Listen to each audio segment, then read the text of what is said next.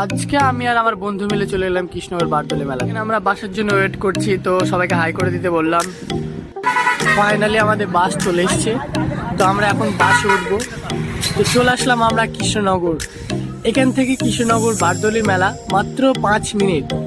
তো আমরা হেঁটে যাব, টোটো ভাড়া করব না, একদম হাঁটতে হাঁটতে যাবো গল্প করতে করতে। তো ফাইনালি আমরা চলে আসলাম কৃষ্ণনগর মেলার গেটে। তো এখান থেকে আমরা চাটা খেয়ে তারপরে মেলার ভিতরটা ঘুরবো। তো বন্ধুরা সবাই চাটা খেয়ে নিল, তো আমিও একটু খেয়ে নিলাম চাটা। তো এবার মেলায় ঢুকবো আমরা। তো এখানে হোয়াটসঅ্যাপ ইমোজি পাওয়া যাচ্ছিল মাত্র 100 টাকায়। যাদের গার্লফ্রেন্ড আছে তাদের জন্য একদম পারফেক্ট এটা।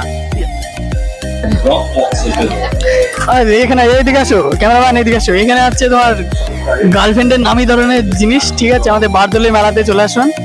এখানে বিভিন্ন কোম্পানি, তুমি একদম সিটি গোল্ডের মাল পেয়ে যাবা, হরেক রকমের আছে। কিন্তু আমার গার্লফ্রেন্ড নেই। গার্লফ্রেন্ড থাকলে নাই নিয়ে যেতাম। বন্ধু, তোমার গার্লফ্রেন্ড আছে? হ্যাঁ, কিনে দিতাম, আমি গিফট করতাম বৌদিকে আর কি।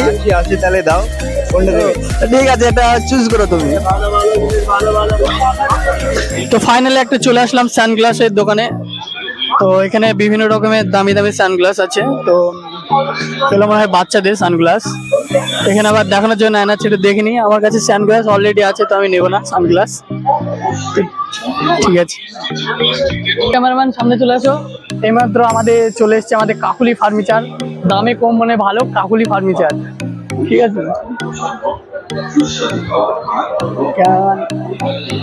এখানে যারা নতুন বিয়ে করেছে তাদের জন্য, ঠিক আছে? আমাদের জন্য না। যে যারা নতুন বিয়ে করেছে তাদের জন্য এটা ঠিক আছে, বাদ বাকি আমাদের জন্য না,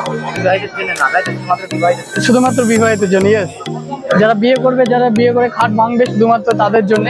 দামে কম মানে ভালো, একদম কাকুলি ফার্নিচার। তো আমাদের বারদোলি মেলাতে তো একটা রেস্টুরেন্টে দেখছি যে আমাদের ইন্ডিয়ার টিমের জার্সি পরে কেউ এগ রোল, কেউ স্যান্ডউইচ, কেউ ললিপপ এইসব বানাচ্ছে।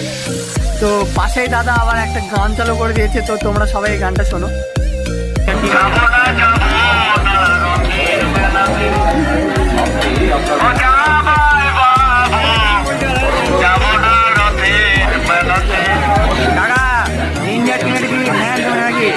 ইন্ডিয়ান জার্সি সব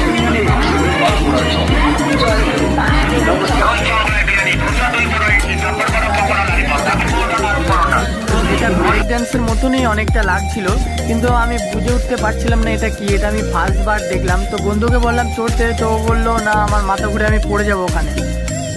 তো এই মাত্র আমরা চলে আসলাম লটারির দোকানে। তো আমাদের এখানে বাবন ভাই লটারির মাঠ থেকে বল ফেলে দিয়েছে মাঠের বাইরে একদম।